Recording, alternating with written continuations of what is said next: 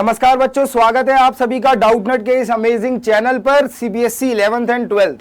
तो बेटा आज हम लोग शुरू करेंगे नया चैप्टर। बेसिकली आज से हम लोग आपकी टर्म 2 की तैयारी शुरू कर रहे हैं। ठीक है, तो 11th क्लास का जो होगा आपको डेली फिजिक्स की अगर मैं बात करूं तो आपको सैटरडे को सुबह फिजिक्स मिलने वाली है। ठीक है, डेली।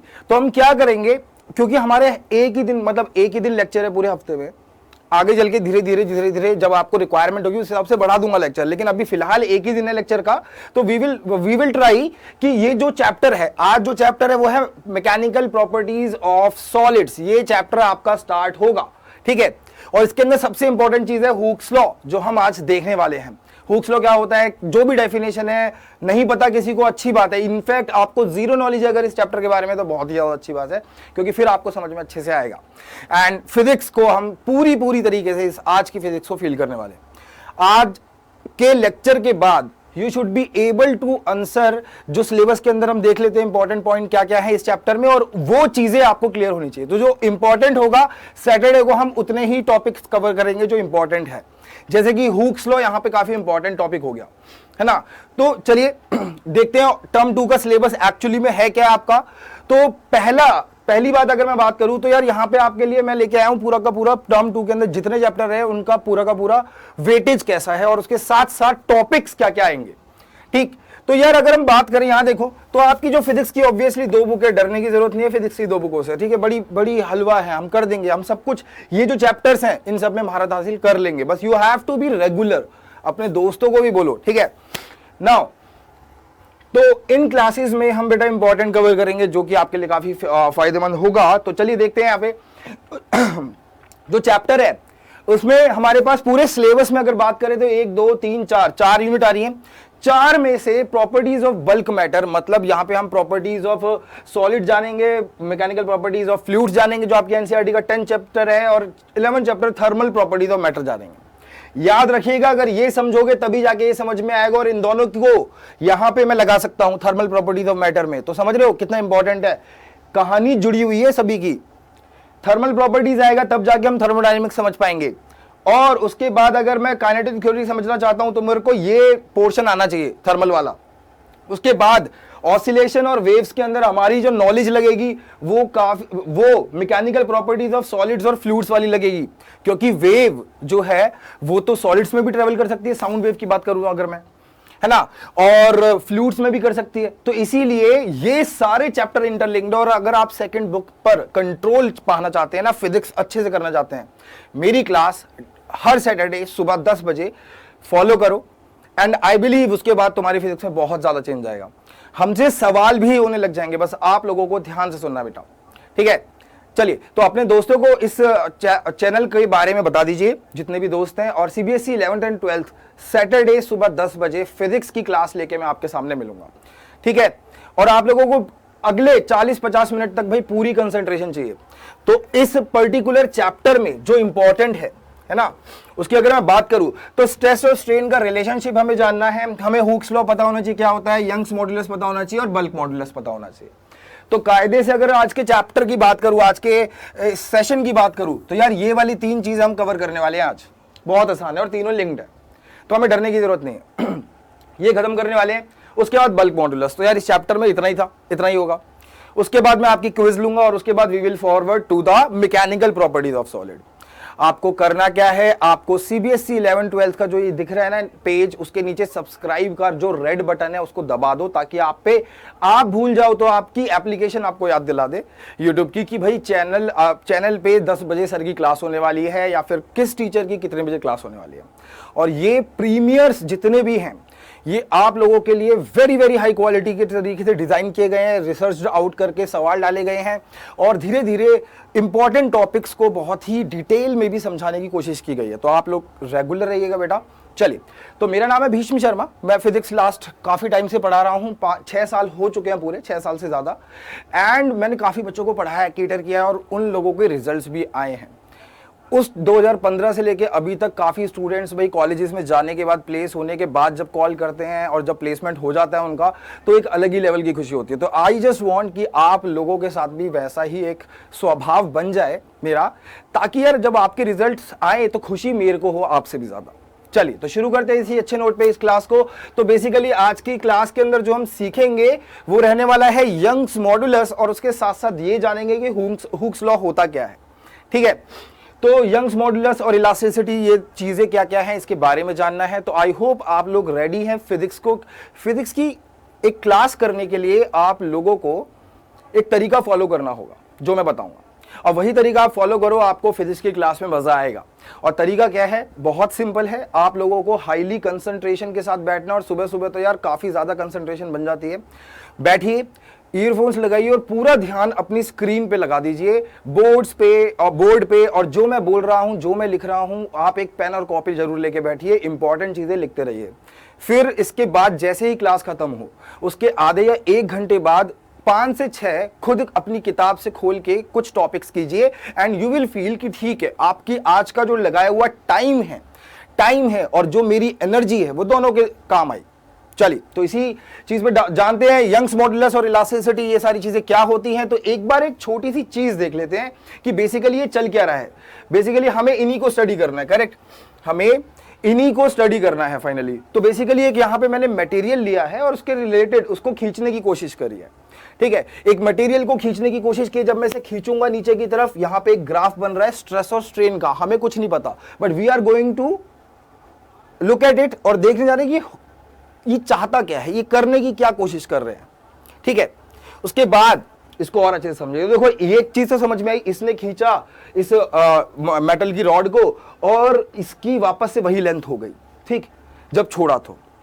अब उसके बाद हम दोबारा खींचेंगे इसको, तो अब अगर हम दोबारा खींचेंगे तो ये कहां तक जाता है, ठीक है, अभी 7 से ज्यादा, पिछला यहां तक खींचा था, अब ने थोड़ा और ज्यादा खींच दिया, तो जब छोड़ेंगे तो देखते हैं ट्रू लेंथ पे आता है या नहीं आता, यानी 6 पे आता ही नहीं आता।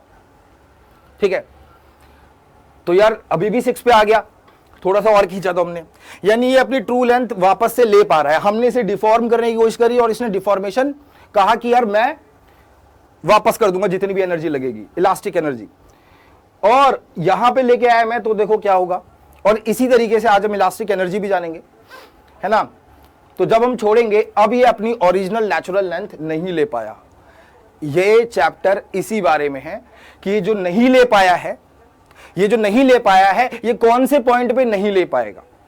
ठीक है, कौन से पॉइंट पे ये अपनी ओरिजिनल लेंथ नहीं जुटा पाएगा। ठीक है, समझ रहे हो ये चीज। चलिए तो इस ग्राफ को अच्छे से डिटेल स्टडी करेंगे, और देख रहे हो एक टाइम पे आके वो टूट गया, यानी डिफॉर्मेशन एक समय पे तो यार परमानेंट रह गई थी 8 तक जब खींचा था। और उसके अलावा मैं अगर ज्यादा कोशिश करूंगा खींचने की तो हुआ क्या, मटेरियल टूट गया। ये टूटा क्यों, इसके बारे में बात होगी। तो ये सारी चीजें जो इस ग्राफ में मेरे पीछे चल रही थी, इन सारी चीजों के ऊपर चर्चा करनी है। तो चलिए आते हैं, सबसे पहले स्ट्रेस और स्ट्रेन होता क्या है ये जानते हैं। लेकिन आपको ये चीज क्लियर हुई कि हमें करना क्या है, मोटिव क्या है आज की क्लास का। एंड आई बिलीव आप इस वीडियो को सब्सक्राइब करेंगे। ठीक है, कमेंट कीजिए, अगर आपका कोई भी डाउट होता है कमेंट कीजिए। कमेंट करोगे यूट्यूब पे, टीम हमारी लगी हुई है आपके डाउट सॉल्व करेगी कमेंट में ही। तो जितने भी बच्चों के कॉमन डाउट्स आते रहते हैं, तो जब भी आप ये वीडियो देख रहे हैं कमेंट जरूर कीजिए, आपको आंसर मिलेगा, right. During the premiere and after the premiere अपने सॉल्यूशन चेक करना मत भूलना, अगर आप कमेंट करते हो तो, ठीक। नाउ तो चलिए आगे चलते हैं, और finally let us move, elasticity of a material क्या होता है इस बारे में जानते हैं। तो चले जाने, इलास्टिसिटी ऑफ अ मटेरियल होता क्या है। अज्यूम करिए कि मेरे पास 2 रॉड है, एक रबड़ की रॉड है और एक मेरे पास जो दूसरी रॉड है वो है आयरन की। ठीक है, तो एक आयरन की रॉड को हम ले, अगर यहां देखिए ध्यान से, एक ये आयरन की रॉड है और मैंने इसे खींचा फोर्स लगा के, तो ये खुलने लग गई, खींचने लग गई। आयरन की रॉड को रोबोट के हाथों ने खींचा है, जैसे ये वाले हाथ थे ना पीछे की तरफ, ये वाले, ठीक है, आयरन की रॉड को इन हाथों ने खींचा है, ठीक, खींचा, तो इसकी लेंथ में कुछ चेंज आएगा, राइट, चेंज आएगा। खींचते गए हम और फोर्स लगता रहा, और साथ के साथ इसकी लेंथ छोड़ो, इसके अलावा भी चेंज आएगा, उसके रेडियस भी तो घटेगा, है ना, खींचती जा रही है, ठीक है। और अब मैंने एक रबड़ की रॉड ली, ठीक, ये रबड़ है, तो अच्छा, आयरन में हुआ क्या था कि मैं इसको और खींचता ले गया तो ये और खिंचती चली गई, ठीक, और ज्यादा खिंच गई, पतली हो गई और। लेकिन अगर मैं बात करूं रबड़ की रॉड की, है ना, यहां पे ये रबड़ की रॉड, ये आयरन की रॉड हमने देखी, रबड़ की रॉड की बात करूं और दोनों पे सेम फोर्स लगाऊं तो यार क्या होगा, चलो थोड़ा सा तो खींचेगी ये, ठीक है, लेकिन इसको मैं ज्यादा नहीं खींच पाऊंगा, हो सकता है यहीं पे आके टूट जाए। ब्रेक। तो अब आप क्या कहेंगे, देखो मेरा सवाल आपसे ये रहता कि रबड़ और आयरन में से इलास्टिक कौन है सबसे ज्यादा, ठीक है, इलास्टिक कौन है। तो अगर मैं ये नहीं बताता तो आपका जवाब रहता कि सर इलास्टिक तो रबड़ वाला होने वाला है। क्यों? क्योंकि हमने इलास्टिसिटी का वर्ड का मतलब गलत समझा हुआ है बचपन से। इलास्टिक का मतलब ये नहीं होता कि एक रबड़ बैंड जैसी चीज हो वही इलास्टिक कहलाएगी। इलास्टिक हर एक वस्तु होती है। इलास्टिसिटी सॉलिड में, लिक्विड में, गैस में एग्जिस्ट करती है। इलास्टिसिटी का सीधा सा मतलब यह होता है कि अगर मैं किसी भी मटेरियल को, मटेरियल की शेप को, उसके वॉल्यूम को बदलूं या उसकी शेप को बदलूं, लेंथ को बदलूं, तो वो कितने हद तक बदली जा सकती है। अगर चेंज इन लेंथ, जैसे कि अब आप भाप सकते हैं इस सिचुएशन को कि अगर मैं चेंज इन लेंथ आयरन की बात करूं तो आयरन को खींचते खींचते खींचते खींचते आप वायर भी बना पाओगे। वायर जितनी शेप में भी आ सकती है, क्योंकि ये मेटल्स जो होते हैं वो डक्टाइल होते हैं, वो वायर की फॉर्म में भी आ जाते हैं। हम ये मैलिएबल भी होते हैं, हम इसको पीट पीट के कितना भी चपटा कर सकते हैं। लेकिन रबड़ के साथ यहां पे प्रॉब्लम आ जाती है। रबड़ क्या है कि आप एक पॉइंट के बाद जब खींच लोगे तब रबड़ टूटना शुरू कर देगी। इसका मतलब है यहां पे इलास्टिक कौन ज्यादा है, आयरन की रॉड, ये कम इलास्टिक है। ये इलास्टिक ज्यादा क्यों है? क्योंकि इसकी शेप में चेंज काफी ज्यादा लाया जा सकता है, इसके वॉल्यूम में चेंज काफी ज्यादा लाया जा सकता है, बट इसमें ऐसा नहीं हो रहा। बहुत ही जल्दी एक ब्रेकिंग पॉइंट रीच कर जाता है और ये टूट जाता है। तो इसका मतलब रबड़ का मटेरियल इलास्टिक नहीं है। इलास्टिक वो है जो ज्यादा डिफॉर्मेशन सहन कर ले, ठीक है, इलास्टिक वो है जो ज्यादा डिफॉर्मेशन सहन कर ले। तो मैं क्या कह सकता हूं, iron is more elastic, iron is more elastic than रबड़ रॉड, ठीक है। तो अब बात ये आ गई, मतलब इलास्टिसिटी ऑफ आयरन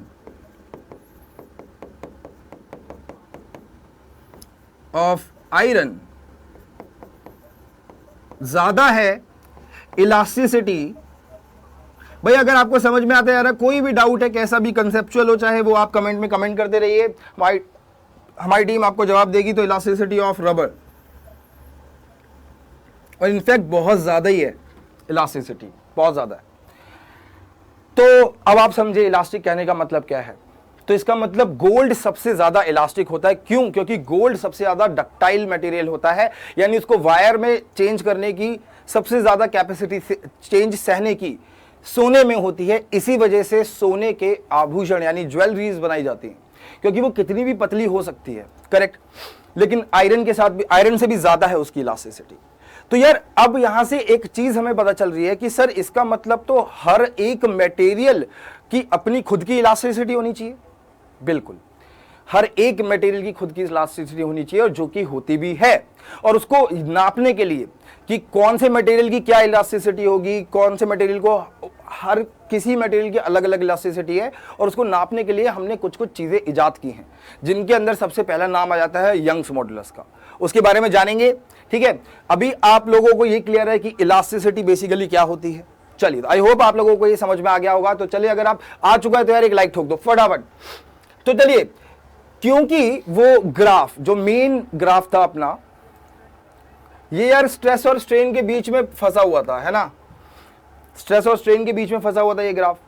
तो अब हम ये जानेंगे, क्योंकि हम किसी भी मटेरियल को स्टडी कर रहे हैं इधर, यार खुद सोचो, आपको मान लो ये अंबासरिया है, ठीक है, अब ये लगानी है किसी एक पुल के डिजाइन में, और पता चला 10 साल में टूट गई, तो क्या लगाओगे? क्योंकि एक्सीडेंट्स होंगे।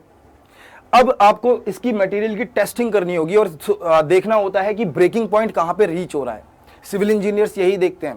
तो भाई अब ब्रेकिंग पॉइंट रीच हो रहा है और इतना फोर्स रिपीटेडली, मान लो ट्रेन या बस या व्हीकल से आ रहा है, एक एवरेज फोर्स ले लेंगे, तो हमें एक इस तरीके की एक सरिया, एक रॉड चाहिए जिसकी लाइफ या फिर जिसका ब्रेकिंग पॉइंट बहुत दूर हो और जिसकी इस हिसाब से लाइफ उसकी 50, 60, 70, 80 साल तक पहुंच जाए मेंटेनेंस के साथ। यही टारगेट होता है किसी भी फ्लाईओवर को बनाने के पीछे।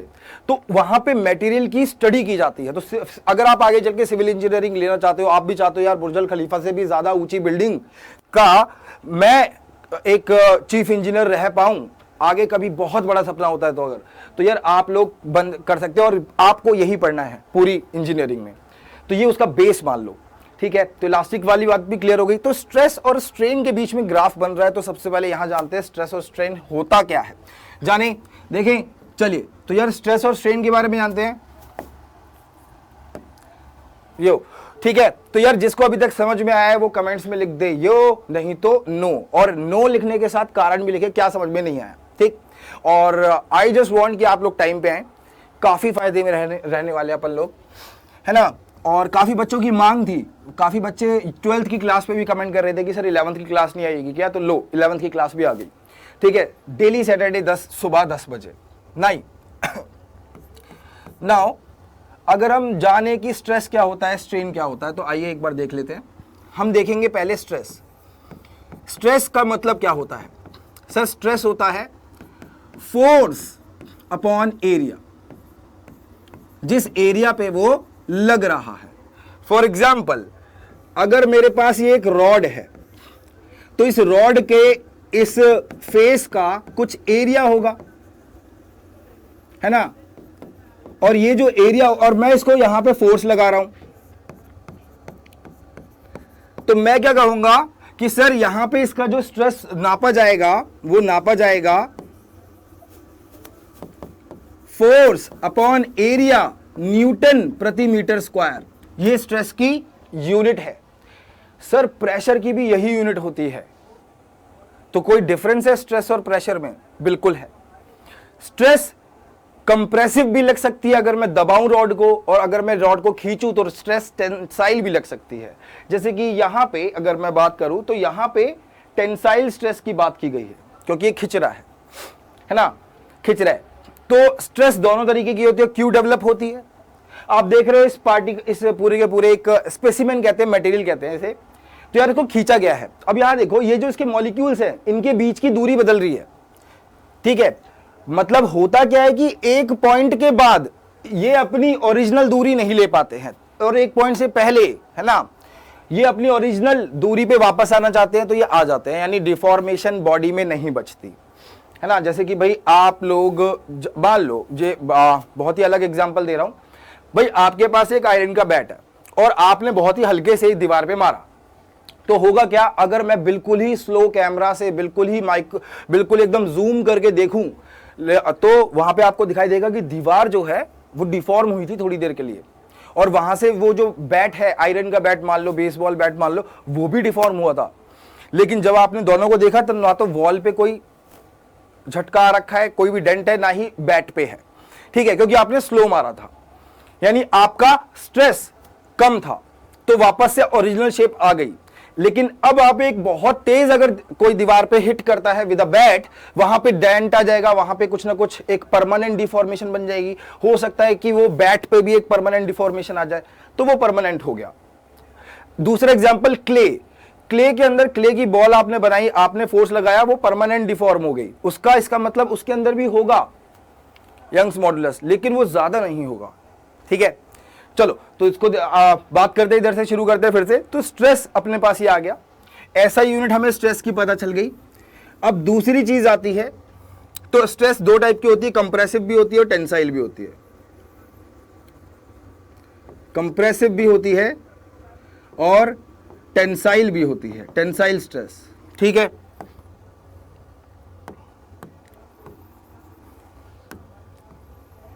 टेंसाइल बेटा समझ में आ रहा है भाई? बच्चों अगर समझ में आ रहा है तो फटाफट से कमेंट कर दो कि यो, और साथ के साथ अगर अच्छे से क्लियर हो रही है चीजें तो अपने दोस्तों को फॉरवर्ड भी कर दो, ठीक है। मैं आप लोगों के लिए इतने ही हाई क्वालिटी लेक्चर्स प्रोड्यूस करता रहूंगा अगर आप लोग रेगुलर रहते हो तो। चलिए यहां देखिए, अब स्ट्रेन की बात आई तो मैंने स्ट्रेन क्या होता है जानने की कोशिश की। स्ट्रेन होता है हमारा basically relative change in length, relative change in length. ये बोला जाता है स्ट्रेन को, यानी अगर हम देखें तो it is the ratio. Strain क्या है? Relative error. याद है आपको क्या होता था? तो डेल्टा ऑफ समथिंग यानी change in length upon length. मैं अगर बात कर रहा हूं लेंथ छोटी बड़ी करने की तो मैं लेंथ लूंगा। अगर मैं एक डिस्क लेके बैठा हूं और मैं एरिया छोटा बड़ा करने की बात कर रहा हूं तो मैं एरिया वाली स्ट्रेन लूंगा। ये क्या है? स्ट्रेन अलोंग लेंथ है। और अगर वहां पे एरिया हुआ तो डेल्टा ए बाई ए। ठीक है, वॉल्यूम हुआ तो वॉल्यूमेट्रिक स्ट्रेन क्या होगी? Delta V by V. Clear है ये चीज? तो अलोंग लेंथ में मैंने अभी बात की है, क्योंकि अभी हम यंग्स मॉड्यूलस जानेंगे जो कि सिर्फ लेंथ के लिए हम उसकी बात कर सकते हैं। ये वाली बात क्लियर है? बताइए। तो जिसमें चेंज आएगा वो स्ट्रेन है डेल्टा एल बाय एल, मतलब final length sir minus initial length upon में इनिशियल लेंथ। कर सकते हो खेल भाई, इसका निकाल सकते हो इसे प्रॉपरली। तो ये रहेगा हमारा मेन फॉर्मूला। यूनिट क्या होती है स्ट्रेन की? कोई यूनिट नहीं होती। There is no unit of strain. ठीक है, नो यूनिट, क्योंकि ऊपर भी मीटर है नीचे भी मीटर है। नो यूनिट ऑफ स्ट्रेन, क्योंकि वो रेशियो है लेंथ का। बेटा ये क्लियर है? आई होप ये चीज क्लियर हो चुकी होगी।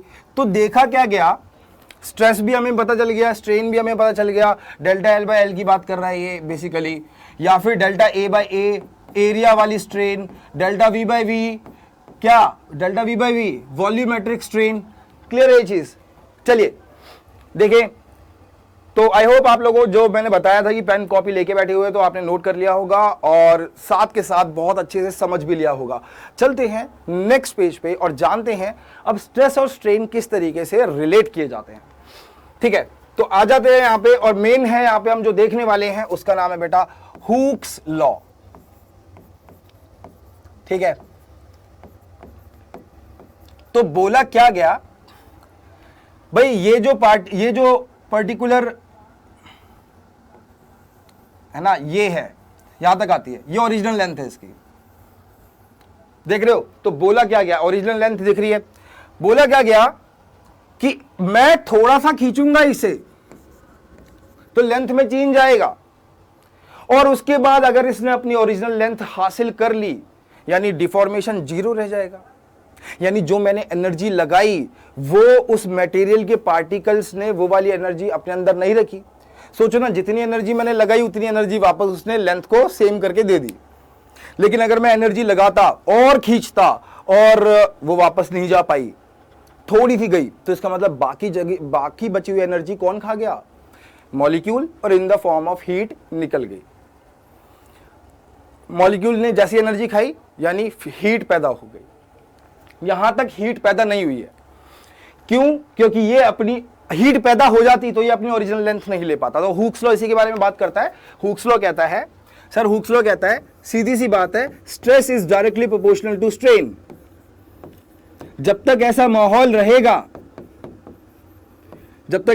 रहेगा, मतलब ये माहौल कौन सा है? No deformation. माहौल नो डिफॉर्मेशन का है। आफ्टर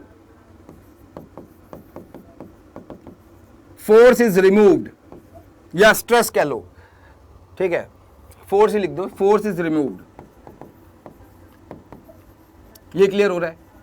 बोलो सर, हमें तो बात भी करनी थी कि भाई मेरे को समझ में आता, काफी बच्चे ढूंढते हैं इधर ऐसे चैनल्स, ऐसे लेक्चर्स जिसमें टीचर पढ़ाए और अच्छे से पढ़ाए और बिल्कुल अच्छे से फील कराए आपको, लेकिन फिर आपको बात भी करनी है।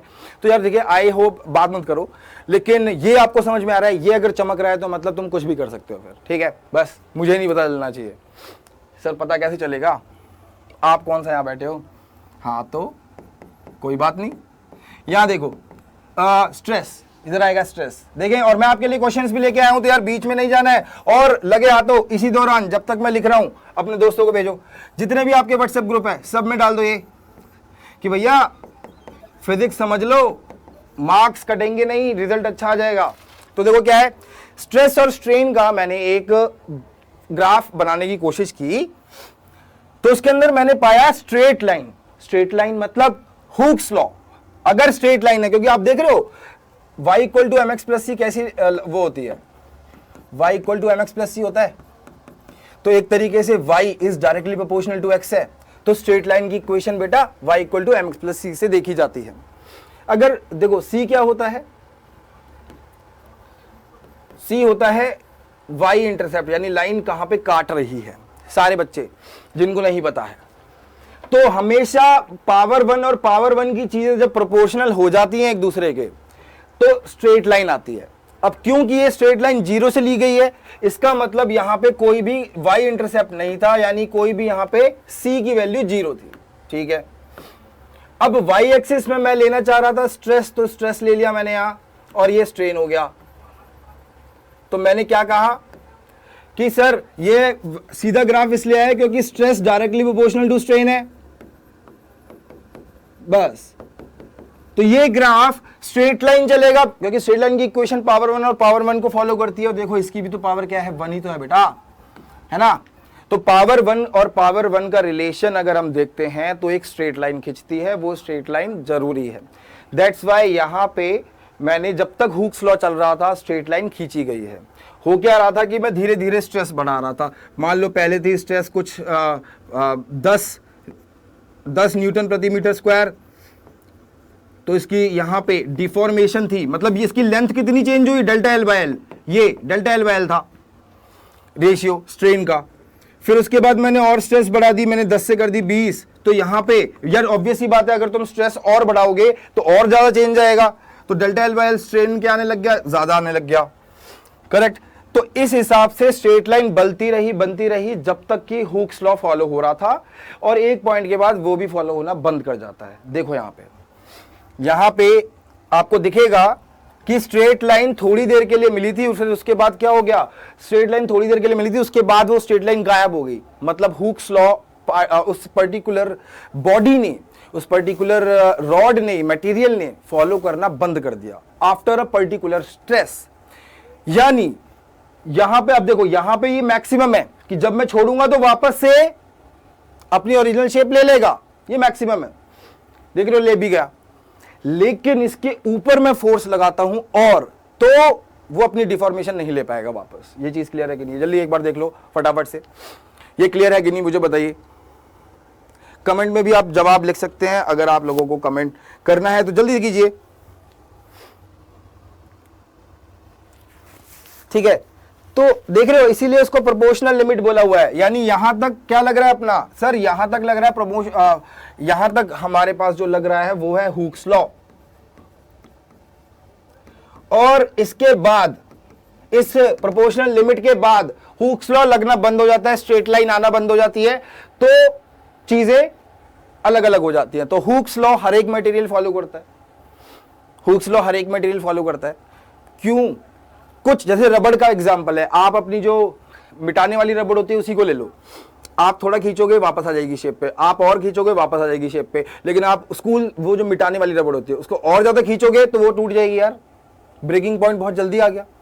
ठीक है, तो जब तक वो वापस अपनी ओरिजिनल शेप ले रही थी तब तक क्या था सीन, तब तक ये था हुक्स लॉ फॉलो हो रहा है, stress directly proportional to strain है। ठीक है, आई होप यार ये चीजें क्लियर हो रही हो, आपको मैं विजुलाइज कराने की कोशिश कर रहा हूं, क्या आपको विजुलाइज हो रहा है, चीजें समझ में आ रही है, बताओ भाई।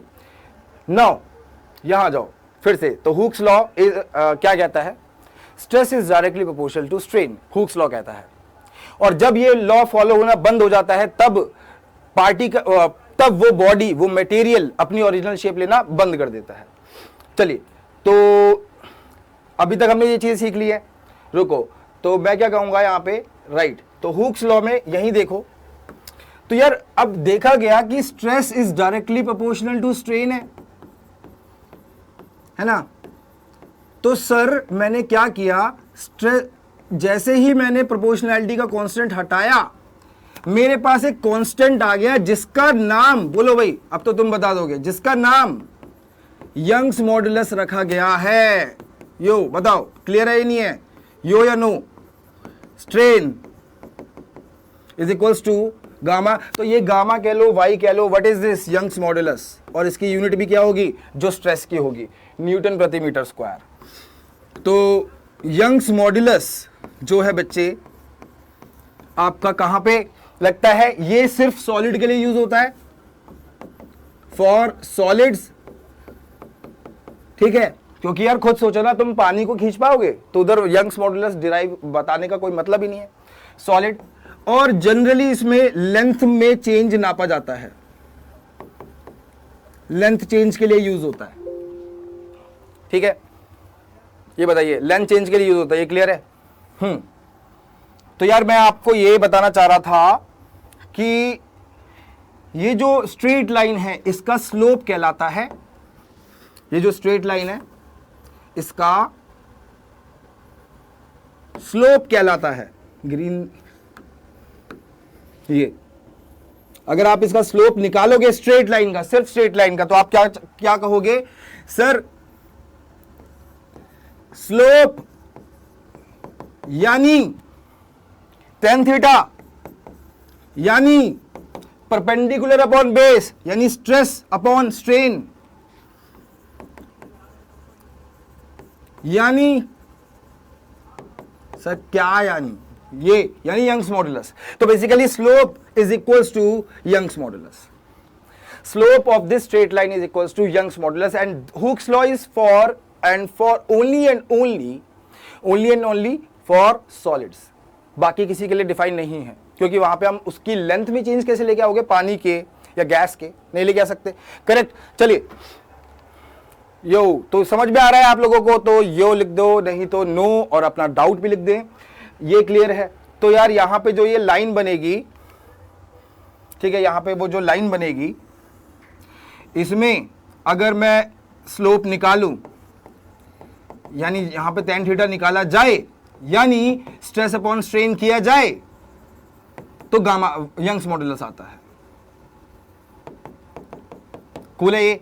चलिए तो चलते हैं आगे, और आज बेसिकली हमारी इलास्टिसिटी हमने जान लिया, हमने यंग्स मॉडुलस जान लिया, हमने हुक्स लॉ फॉलो कर लिया, कुछ सवाल करने की जरूरत है अभी यहां पे, ठीक है।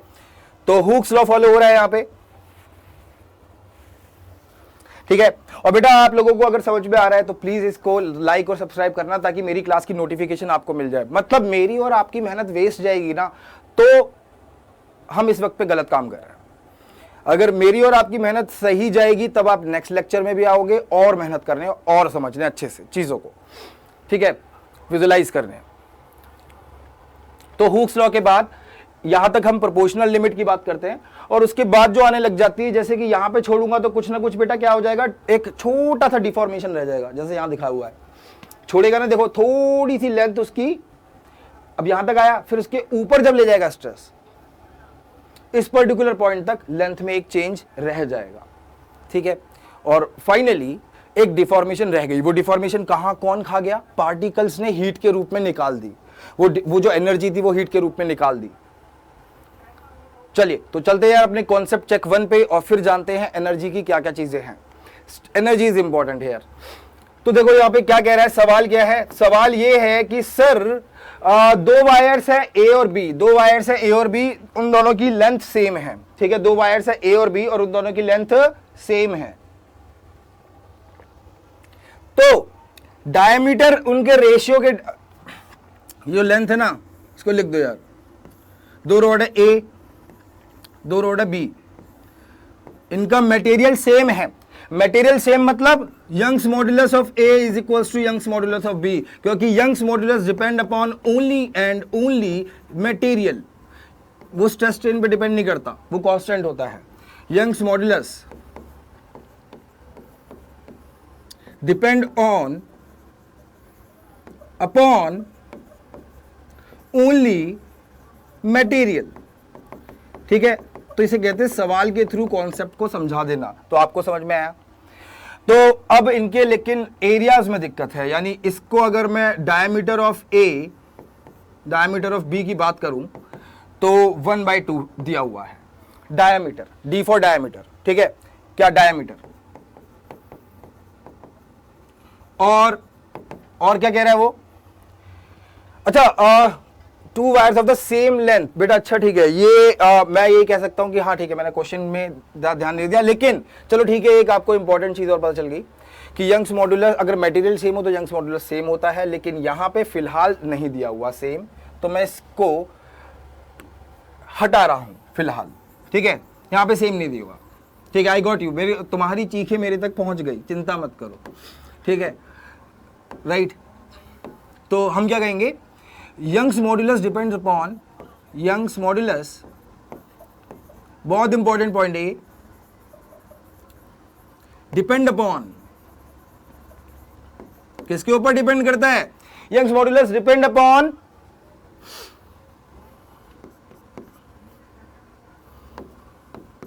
Material only. एंड यार मैं यही कहूंगा, अच्छा क्या होता है कि पढ़ाते पढ़ाते हम ये चीज थोड़ा ध्यान से निकल जाती है, लेकिन हाँ आई बिलीव कि भाई आप लोगों का ये नया साल काफी अच्छे से निकलेगा, जो जो रेजोल्यूशन बना रहे हो वो ने फॉलो कर सको तो बनाना, नहीं फॉलो कर सको तो मत बनाना, नहीं तो फिर बाद में खुद को कोसोगे, ठीक है, कि हाँ इस साल मैं अच्छे से पढ़ूंगा, नहीं, इनफैक्ट रेजोल्यूशन बनाना ही नहीं चाहिए। इनफैक्ट पॉइंट ये है कि जितना अभी तक आपको पता है उन चीजों को आप अपनी बस गंदी आदतें खत्म करने लग जाओ ना, धीरे धीरे धीरे धीरे धीरे धीरे, तो ये साल अच्छा जाएगा। और अगर एडअप कर ली और बुरी हैबिट्स, तो ये साल पढ़ाई छोड़ देना, मतलब छोड़ के बैठ जाना, कुछ नहीं करना, टीवी देखना और फोन में देखते रहना, गेम खेलना, तो अगर आपने इसमें एडअप और कर दिया तो ये साल में फिर प्रॉब्लम आएगी। अगर डिलीट करना, बस आपका एक ही रेजोल्यूशन होना चाहिए कि जो ओल्ड हैबिट्स हैं उनको डिलीट करता हुआ चलो, so that I can be a new person in every year, ठीक है। चलिए ये दिया हुआ है, Young's modulus depend upon material only, only and only material बेटा, और किसी चीज पे डिपेंड नहीं करता यंग्स मॉड्यूलस। तो इसको सॉल्व कर लेते हैं फटाफट से। क्या दिया हुआ है, Young's modulus are in the ratio, ठीक है, if they are pulled by the same force. बताइए इलोंगेशंस क्या रेशियो क्या होगा, रेशियो क्या होगा, इनिशियल लेंथ इनकी सेम है, निकालना क्या है, निकालना है, अच्छा ये गामा ए, यंग्स मॉड्यूलस ये gamma A upon gamma B is equals to 2/1, एक तो ये हो गया, एक ये दिया हुआ है, और क्या दिया हुआ है, और कुछ दिया हुआ है, लेंथ सेम है, और निकालना क्या है, delta L1 by delta L2 का रेशियो। समझ में आया सवाल, सवाल पूछ क्या रहा है, ratio delta L1 upon delta 2 का रेशियो, समझ में आया क्या पूछ रहा है सवाल, ये चीज क्लियर है। चलिए तो बिल्कुल नए साल के पहले दिन पहली क्लास फिजिक्स की अगर अच्छी चली जाए तो इससे बेहतर चीज कुछ नहीं होगी, ठीक है। And I actually salute you guys कि भाई आप लोग सीरियस हैं, तभी आप 1 जनवरी वाले दिन सुबह 10 बजे क्लास अटेंड कर रहे हैं। अगर आप सीरियस हैं तो ऐसे ही रहना है, सारी चीजें करो, लेकिन थोड़ा बैड हैबिट्स कम करते रहो, बस दैट्स इट। यहाँ देखिए तो पूछ रहा है यार भाई कि फोर्स बता दो, सेम फोर्स है तो इलोंगेशन का रेशियो बता दो, ठीक है, सेम फोर्स दिया हुआ है, मतलब फोर्स दोनों पे सेम लगाए गए हैं, यहां पे भी, यहां पे भी, यहां पे भी और यहां पे भी, और इन दोनों की लेंथ सेम रखी गई है, ठीक है, तो LA और LB भी बराबर हैं, और हमें निकालना है delta L1 by delta L2, A और A लिख देते हैं, A बाय डेल्टा B, ठीक है। चलिए तो जाने, अगर इसे हम सॉल्व कर रहे हो, आप करिए सॉल्व, ठीक है। तो हम क्या करेंगे, हम सीधा लिखेंगे gamma A is equals to force जो ए पे लगा अपॉन में ए का एरिया पाई डी ए का square by 4 upon delta L1 by delta L, delta LA by length of A, simple है, ठीक है। इसी तरीके से गामा बी भी लिख सकते हैं, चलो मैं आपको यहां पे करा देता हूं उसको, ये सवाल क्लियर हो चुका है, तो यहां देख लेते हैं बेटा, एनर्जी देखेंगे, यहां पे सवाल भी देख लेते हैं, पिछला सॉल्यूशन देखो यहां पे, है ना, देख रहे हो, तो मैंने कहा sir gamma A by gamma B कर दो, मतलब यंग्स मॉडुलस, सॉल्यूशन है ये पिछले का, ठीक है। तो आपके लिए पेज ऐड करना रहेगा, लेकिन कोई बात नहीं, आई होप आप लोगों को समझ में आएगा। तो सर मैं क्या करूंगा, मेरे को जो रेशियो निकालना है उसके हिसाब से क्या करूंगा, यहां देख रहे हो सर, जो रेशियो निकालना है उसके हिसाब से मैं लिखूंगा force upon area of A और नीचे delta L of A upon L of A. यहां पे फोर्स दोनों में सेम है, एरिया ऑफ बी डायमीटर अलग अलग है, upon delta L B by L B, ठीक है। ये हो गया। अब ये सेम है, कट गए, ये भी सेम है, कट गए। अब कैलकुलेशन में तुम्हारी गलती नहीं होनी चाहिए, वो तुम्हें आना चाहिए, ठीक है। अब मैं कैलकुलेशन नहीं कराऊंगा बेटा, यहां जो जो सेम थे वो कट गए, जो नहीं, जो रह गए उसके बारे में यहां लिख देते हैं। तो क्या होगा sir gamma A by gamma B हमारे पास आ गया कितना, ये आ रहा है sir area of A upon delta L A into में delta L B upon area of B.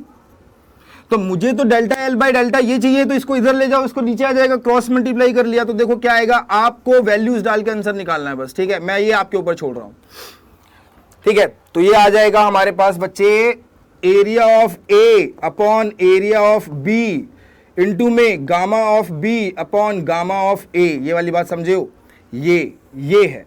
तो इसके अंदर आप वैल्यू डालोगे, आपके पास आंसर आ जाएगा। तो आई होप आप लोगों ने अभी तक आंसर निकाल लिया होगा, है ना। ये क्लियर हो चुका है, ये क्लियर है। चलिए, तो ये सवाल कॉन्सेप्ट चेक हमारा क्लियर हुआ, हमें पता चल गया कि क्या क्या चीजें होती हैं। और ये भी चीजें इंपॉर्टेंट जो पता चल गई, जो जरूरी थी वो ये थी कि भाई ये यंग्स मॉडुलस किस पे डिपेंड करता है, ना तो स्ट्रेस पे ना तो स्ट्रेन पे, सिर्फ एक ही चीज पे, मटेरियल सेम होना चाहिए बस। टोटल एनर्जी की नेक्स्ट क्लास में भी अच्छे से बात होगी, तो नेक्स्ट क्लास में मैं इसको आपको और समझाऊंगा, तो ये आप पढ़ के आना, ठीक है। नेक्स्ट जो क्लास होगी उसमें टोटल एनर्जी अच्छे से समझेंगे, इसको आप पढ़ के आना, ये बात तय करके रखो। छोटी सी चीजें हम समझ लेते हैं कि अगर यहां पे फोर्स, जो भी मैं एनर्जी लगाता हूं बेटा, वो in the form of potential energy store हो जाती है बॉडी के अंदर। इसीलिए तो जब मैं उसे छोड़ता हूं तो वो ऑटोमेटिकली वहीं चली जाती है। ये बिल्कुल इस तरीके से कि मैं इसको छोड़ूंगा तो पेन ऑटोमेटिकली नीचे आ जाएगा, क्योंकि पेन के पास पोटेंशियल एनर्जी है। इसका मतलब है कि ब्रह्मांड में जो भी चीज खुद स्वयं चल रही है without any human, without any external force, इसका मतलब उस पर पोटेंशियल एनर्जी थी कभी और उसने उसको काइनेटिक में बदल लिया। सिमिलरली अगर मैं उसको खींच रहा हूं और उसके बाद मैं छोड़ता हूं तो वो वापस से अपनी ओरिजिनल लेंथ क्यों ले लेगी, क्योंकि पोटेंशियल एनर्जी है उसमें, ठीक है। देखिए आगे, सो पोटेंशियल एनर्जी जो हम फाइनली एक फॉर्मूला देख लेते हैं सिंपल, ठीक है, कि वो यहां इसको डिराइव करना मैं आपको नेक्स्ट क्लास में कराऊंगा। तो फॉर्मूला शुड बी दिस, ये दिया हुआ है, ये याद रखना है हमें फिलहाल के लिए। तो इसकी एप्लीकेशन अभी मैं क्वेश्चन में देख लूंगा।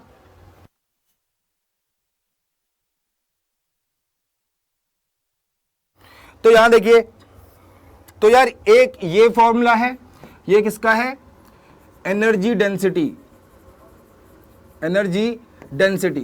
माने टोटल एनर्जी जो आई थी हमारी उसको हमने डिवाइड कर दिया वॉल्यूम से, ठीक है। तो ये क्यों हुआ डिवाइड, ये हम कल बात करेंगे, ठीक। ये आपको पढ़ के आना है, ये मैंने आपको होमवर्क दिया कि आप इसे आगे करके आएंगे और हुक्स लॉ पे कम से कम 4 से 5 सवाल करेंगे, ठीक है।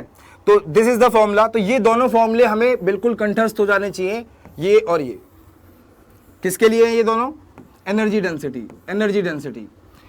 जब भी मैं किसी में स्ट्रेन पैदा करूंगा तो उसमें एनर्जी डेंसिटी क्या होगी, ठीक है। एनर्जी डेंसिटी मतलब हर पॉइंट पे कितनी एनर्जी स्टोर हो रही है, जिसका वो इस्तेमाल करके बाद में अपनी ओरिजिनल शेप को रीगेन करेगा। और अगर नहीं कर पाया रीगेन, इसका मतलब इसमें से कुछ एनर्जी लूज हुई और चली गई हीट की फॉर्म में। कल इसको अच्छे से देखेंगे। तो आ जाते हैं कुछ सवालों पे। तो यार यहां पे सवाल आ गया, longitudinal strain is possible in the case of, longitudinal यानी लेंथ वाली, लॉन्गिट्यूडनल का मतलब क्या होता है, लेंथ के अलोंग। तो आप क्या आगे यार पोल जनरेट कर रहा हूं, उसमें आप बताओ जवाब, लेंथ के अलोंग। तो लेंथ के अलोंग अगर मैं स्ट्रेन लेके आ रहा हूं लेंथ के अलोंग मैं स्ट्रेन लेके आ रहा हूं, ठीक है। लेंथ के अलोंग में अगर स्ट्रेन लेके आ रहा हूं तो वो पॉसिबल है सिर्फ और सिर्फ सॉलिड्स में, बताया था ये क्लास में। न्यूमेरिकल्स भी होंगे, घबराने की बात नहीं है, लेकिन अभी हमें पहले जो हमारे कॉन्सेप्ट हैं, कॉन्सेप्ट तो अच्छे से क्लियर हो जाए। That's why we are at concept check. अगले सवाल पे चलते हैं। अगला सवाल क्या कह रहा है, देखो यार ये सवाल भी बहुत अच्छा है। सवाल कह रहा है कि a rubber cord of cross section area इतना 1 मिलीमीटर स्क्वायर, यानी इसे चेंज करना पड़ सकता है, याद रखना। एंड अनस्ट्रेच्ड लेंथ, यानी ओरिजिनल लेंथ है इतनी, जिसको खींच के मैंने 12 सेंटीमीटर कर दिया, और जब छोड़ा, ठीक है, release to the project to project a stone of mass this, ठीक है। तो मैंने एक रबर कॉर्ड को खींचा, वहां पे एक स्टोन लगा रखा है, ये तो तुमने करा ही होगा, और छोड़ दोगे तो वो आगे जाएगा। तो उसने कितना लिया, 5 ग्राम मास। तो अगर y दिया हुआ है 5 × 10⁸, यानी यंग्स मॉडुलस, तो बताइए टेंशन क्या होगी रबर कॉर्ड में। आपके आगे पोल जनरेट कर दिया। टेंशन यानी वही, जब आप टेंसाइल फोर्स लगाते हैं तो उसको हम टेंशन कह देते हैं, ठीक है। जो इसकी ओरिजिनल लेंथ है वो दी हुई है 10 सेंटीमीटर, इसको मीटर में कन्वर्ट कर ले क्या, क्योंकि सब कुछ तो इसमें आने वाला है न्यूटन में, ऐसा यूनिट में। तो ये है हमारे पास 0.1 मीटर, ठीक। और जो इसकी लेंथ में चेंज आया, यानी हमें सर डेल्टा एल गिवन है कितना, 12 - 10 कितना, 2 सेंटीमीटर, यानी 0.02 मीटर। और क्या गिवन है, और मास गिवन है, ठीक है। तो यार होगा क्या, ये जो मास है, ठीक है, और y गिवन है, y लिख लेते हैं। y कितना है, 5 × 10⁸ न्यूटन प्रति मीटर स्क्वायर। मतलब 1 मीटर स्क्वायर में चेंज लाने के लिए आपको इतना फोर्स लगाना पड़ेगा, ठीक। Then tension in the string, उन्होंने टेंशन पूछी है, यही है मेरी टेंशन, इसी को निकालना है। ये तुम्हारी भी टेंशन बन गई अब से, क्यों, तो डेल्टा एल पता है, एल पता है, गामा पता है, एफ निकालना है। इस 5 ग्राम का क्या करे सर, कोई मतलब नहीं है 5 ग्राम का। एरिया का क्या करे सर, एरिया का क्या करना चाहिए सर, ये बताइए। तो एरिया का भी कोई खास मतलब हमें यहाँ पे नहीं चाहिए। तो क्या आएगा, आप लिखोगे सर गामा, क्योंकि हमें तो एफ निकालना है, वो बिना एरिया के भी आ जाएगा। गामा इज इक्वल्स टू, अच्छा यहाँ पे एरिया का यहाँ पे यूज होना है, ठीक है, upon area delta L by L, यानी 5 × 10⁸ बेटा फोर्स निकालना है। एरिया विल बी दिया हुआ है, उन्होंने कितना है, ऑलरेडी दिया हुआ है 1 मिलीमीटर स्क्वायर। तो यहां पे लिख देता हूं मैं 1 मिलीमीटर स्क्वायर लिख दूं। अरे यहां देखिए,